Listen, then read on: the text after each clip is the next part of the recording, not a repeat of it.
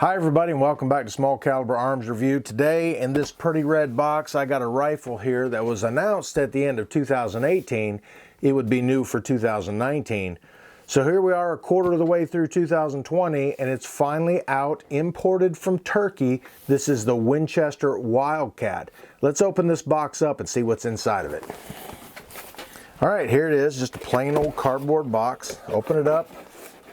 And there's a little styrofoam insert here and a cardboard insert. You got your paperwork that comes with it. You got a lock that comes in there. Nice little styrofoam tray where everything's set in there. And inside the plastic bag is the rifle itself. All right, there's the rifle. Now, one of the coolest things about this rifle is, if you've seen any of my other 22 semi-auto videos, or any of my 22 videos really, I said anybody that wants to make a really nice 22 should make one that doesn't require any tools to break down, or at least a field strip, and this is one. Now, it does have the rotary style magazines, and there's two ways you can release it. You can either grab this little tab right here and push and that'll pop out, or you can grab this little serrated red plastic piece on the side there, and when you pull it back, the magazine will pop right out in your hand. Now, if the magazine looks familiar, it is pretty familiar because this is a Ruger 1022 magazine. This is the Winchester magazine. They are pretty much the same thing. In fact, this does take the Ruger 1022 magazines. You can also put the BX25s in there if you want. They're all the same. The only problem is if you use the Ruger magazine, one thing is missing on here. The Winchester magazine has this little pin right here, and what that is last round hold open. Your Ruger 1022 magazine is not going to have that. So that is a really nice little feature about this rifle, is it having the last round hold open on it. Other than that, it's the same magazine.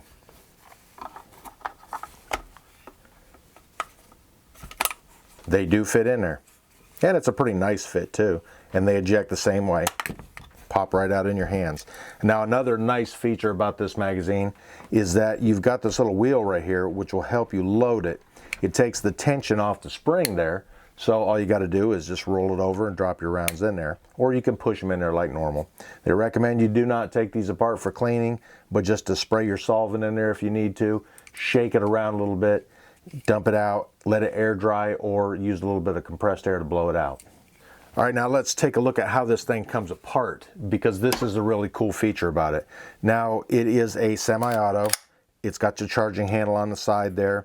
It's got a cross bolt safety down here, which I believe is reversible for lefties or righties, but you've got the little red indicator on there to let you know if it is on safe or on fire. It does have the bolt catch right here, so you can pull it back, push this button upwards, and it'll hold the bolt open. To release it, you can either pull back on it and let it go, or you can put this little red button right here, push that down. It pushes really easy and that lets the bolt go forward. So to take this thing apart is really neat. It's been cocked. Now, you do have to make sure it is clear, make sure there's nothing in the chamber, no magazine in it. Go ahead and dry fire it, pull your trigger, and what that'll do is that'll release some of the tension in there that's on this little button right here in the back. All you got to do is take and get your finger in there. Now, it's kind of tough to get your finger in there, but you push it down a little bit, pull out on your trigger guard some. You'll see the lower part comes out of there. Pull that all the way down. Your charging handle folds up so it makes it out of the port there, but pull that all the way down and pull it right out. All right, now all you got to do is, once you've got that out of there, there's your bolt right there. All you got to do to take the bolt out of there is just pull it back a little bit. Pulls back really easy. Pick the front of it up just enough to clear the front part there, and go ahead and pull that out. And there's the button you had to push to get the whole lower unit there to release from it. The bolt cleans up pretty easy. Everything, it's a nice solid chunk of metal there. It's got a nice coating. I don't know if it's a melanite or whatever it is, but it's pretty smooth. You've got your wear points are going to be right in here. This is where it's going to ride back and forth, kind of in a little channel on the inside of your receiver there. You got some points right here where it's going to ride back and forth on the lower unit there.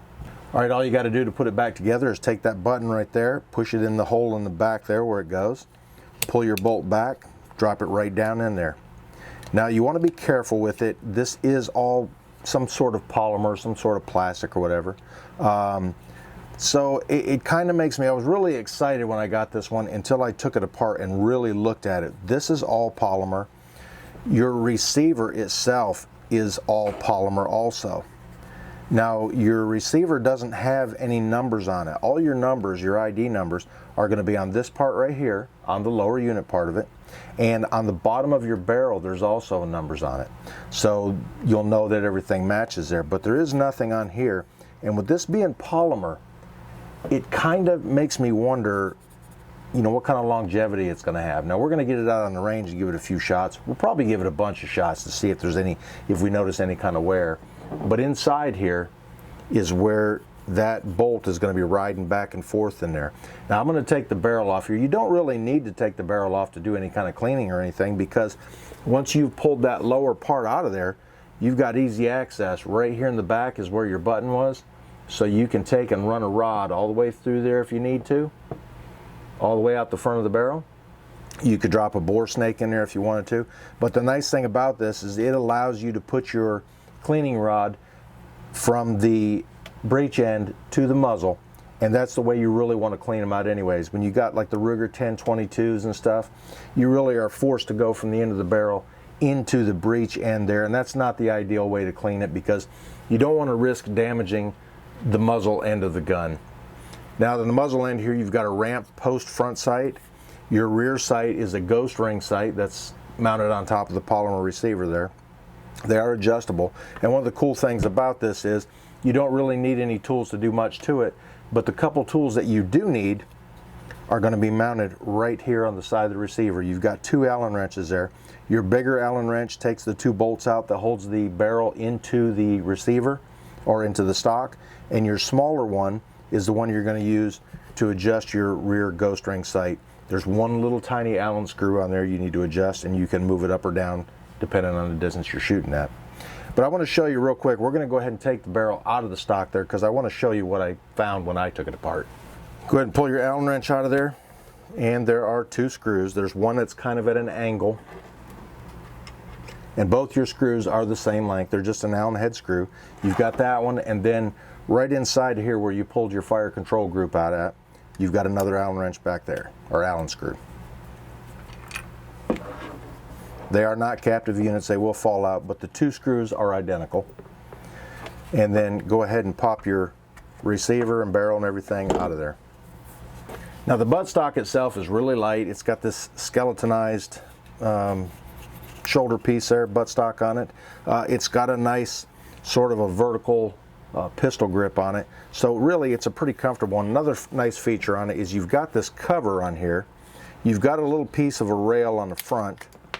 So if you want to mount a flashlight or a laser or something on there, you can do it. You've also got this little hole right here. If you want to put a sling on there, it just pops right in there. And then also on the buttstock, you've got one right there you can pop it in. It's kind of a hard plastic butt pad on there, which it's 22. It's not going to have a lot of recoil, so you don't have to worry about that impact hitting your shoulder. And then the little cover that goes on there, you can pop it on or off, whichever you prefer. It just snaps right into place. Now here's the part I'm not real excited about on this gun. This receiver is polymer. It flexes. It's not metal. There's no metal inserts in it that I know of, that I could see anyways. But this screw right here, and there's a small circlip inside there that runs in a groove in the barrel there. So I'm not going to take this one apart, but I'm assuming you loosen that up, pop that clip off of there, and this comes off. So did they do this on purpose? With not putting any numbers on the receiver here, it makes me think like maybe they're anticipating some kind of wear on it and that this piece will be replaceable. I don't know that for sure, but it almost seems that way to me. Now the two screws that you took out when you took this out of there, one goes right in here and one goes right in the front there. The nut that it goes on, it's a flat piece of steel that slides in that groove there on the end, and same thing in here. That nut that goes in there is a little flat piece of steel that slides right in there. So if you do take this action off of the stock, you'll want to be real careful not to over tighten those, because in my experience, they use them a lot in automotive applications. Those little flat stamped steel nuts like that are pretty easy to damage, and you don't want to do that. Anyways, we're going to take this thing and put it all back together.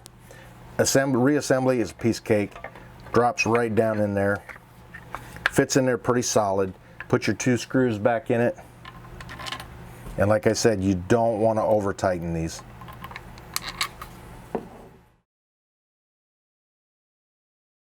All right, to reassemble this is really a piece of cake.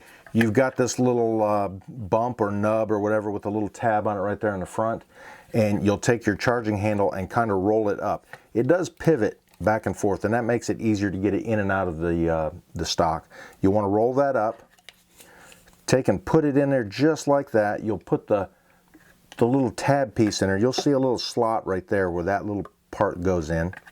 You take and roll it right up in there, and watch your charging handle. It'll come out through the ejection port there.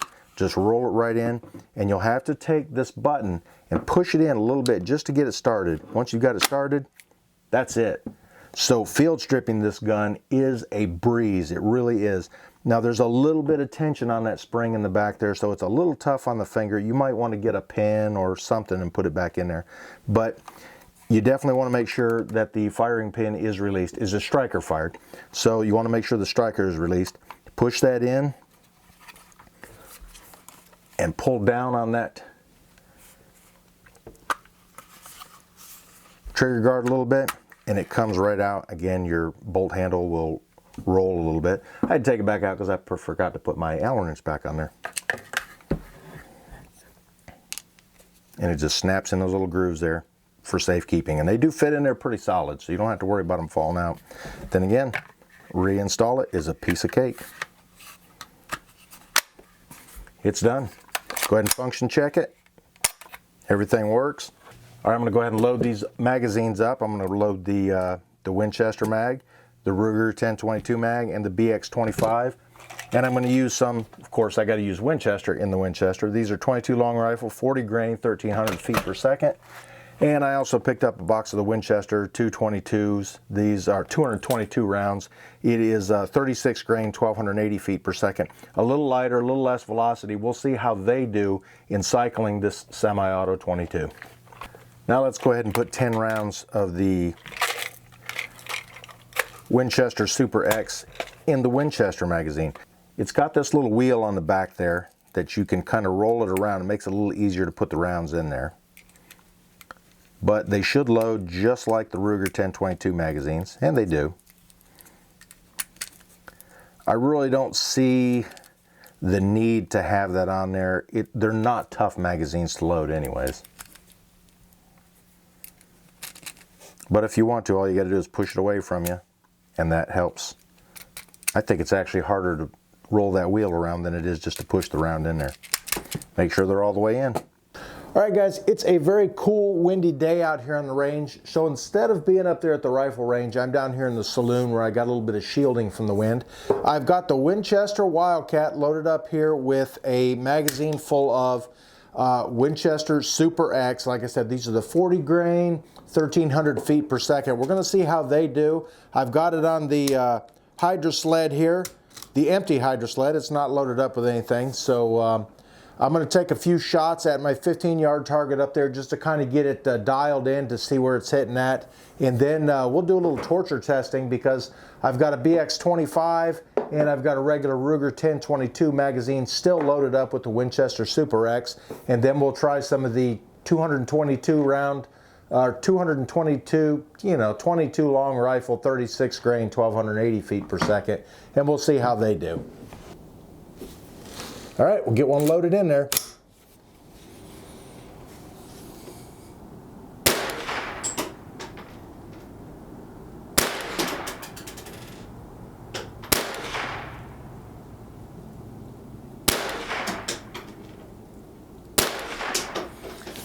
All right, there's 5 rounds. It's kind of a heavy trigger pull. Not nothing crazy, but I think it's kind of heavy for a 22. Let's go out there and take a look at those 5 shots, and then I'm probably going to have to adjust the sights a little bit to see where this thing's shooting at, and we'll give it a few accuracy tries and see how it does. All right, there's my 5-shot group, 1, 2, 3, 4, 5, all pretty much in a line. Looks a little bit like it's an inch to the left and probably 1, 2, 3 inches high. So we'll get that sight adjusted on it, get a little closer to the bullseye there, and then we'll torture test it. All right, we'll go ahead and pull the magazine out. I've still got a round in there, so we'll eject that, put it back in the magazine.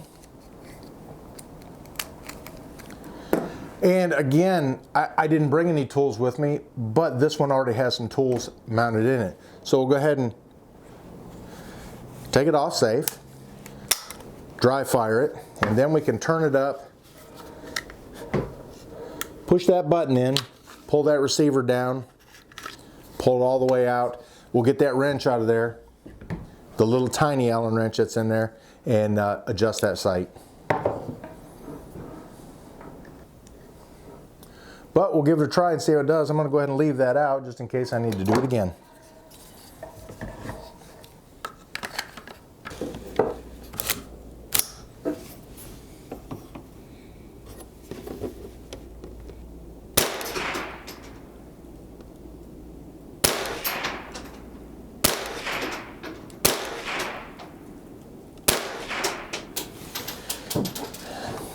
All right, that was 10 rounds. It is last round hold open, so it's good to go.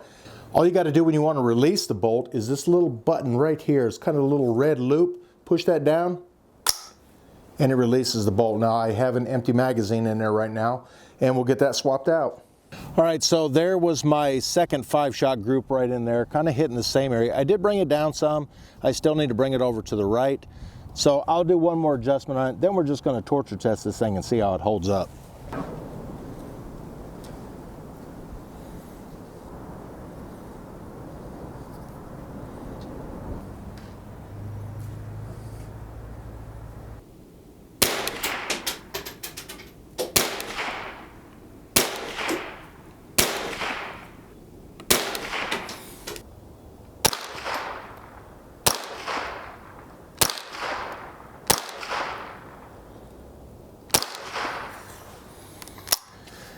No last round hold open with the Ruger 1022 magazine.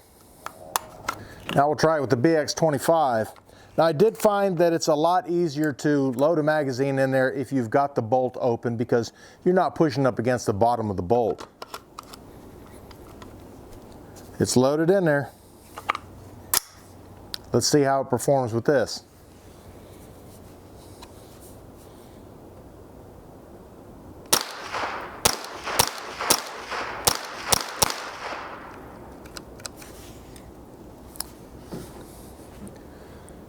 Got a stovepipe in there. See if it'll fire without a magazine in there. And it will.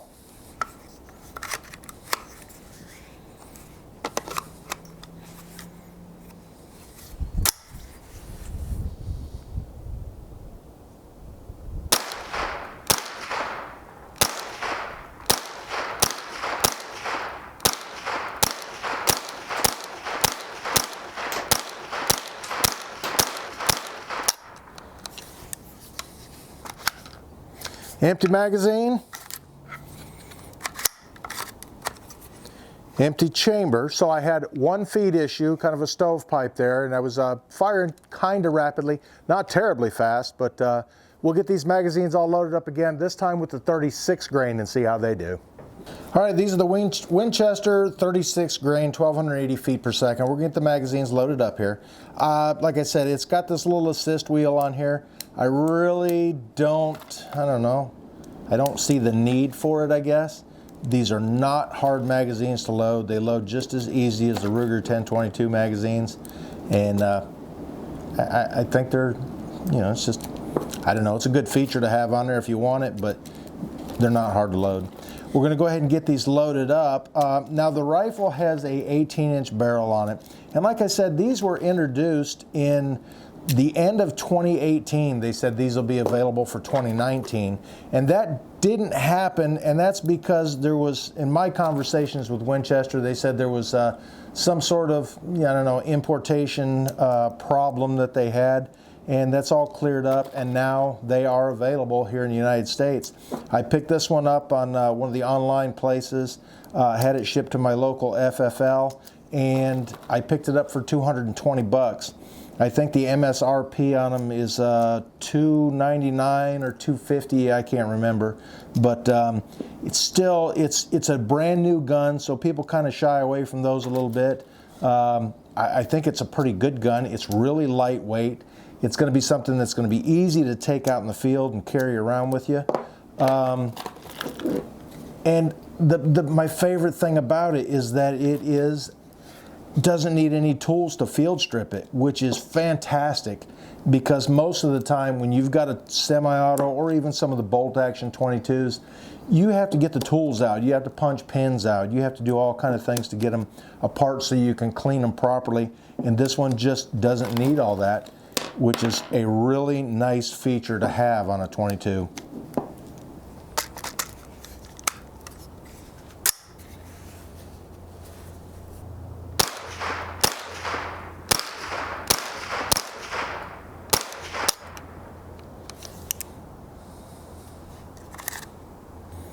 All right, that appears to be a light primer strike. It's not too bad. We're going to go ahead and put it back in the magazine and see if it'll go off for the second time.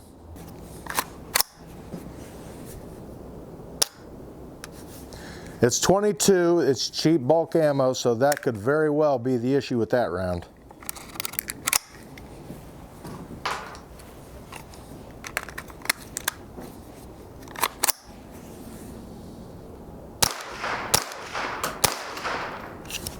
Again, that was the Winchester magazine, so it is last round, hold open. Here's a Ruger 1022.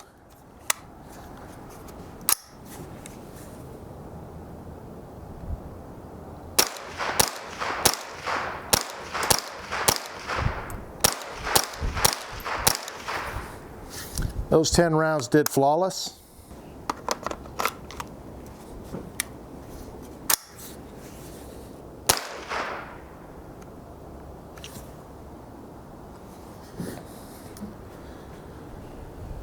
There's another feed issue inside there.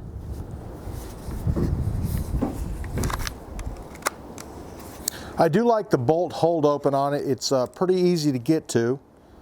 You can pull it back with your thumb and push up with your trigger finger there, and makes it pretty easy to lock it open.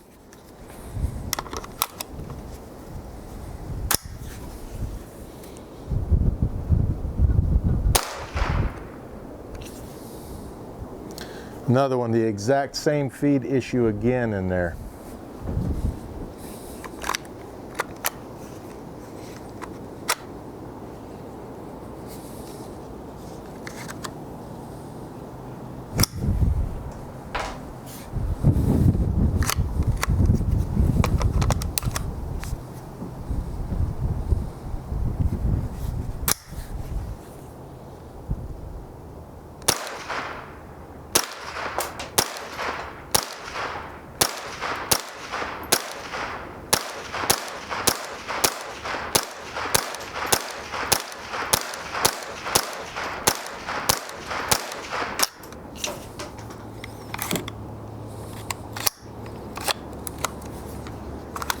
Okay, there's the empty magazine, empty chamber. We'll load them up again. That was the 36 grain. We're going to put some more of the 36s in there and see how they do.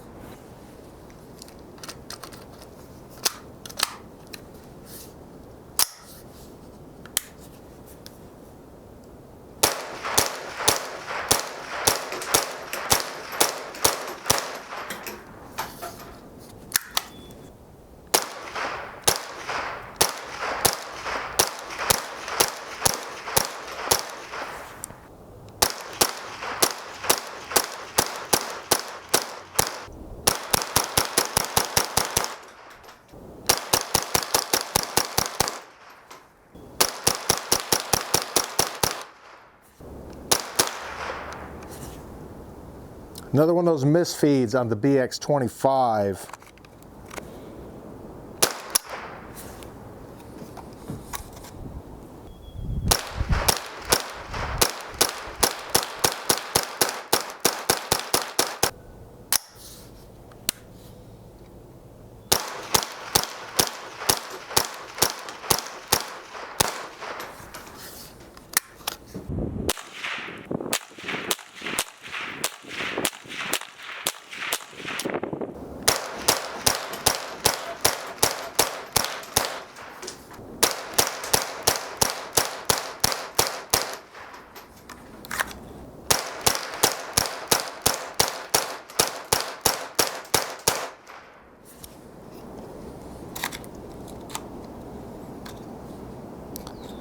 Another stovepipe in there.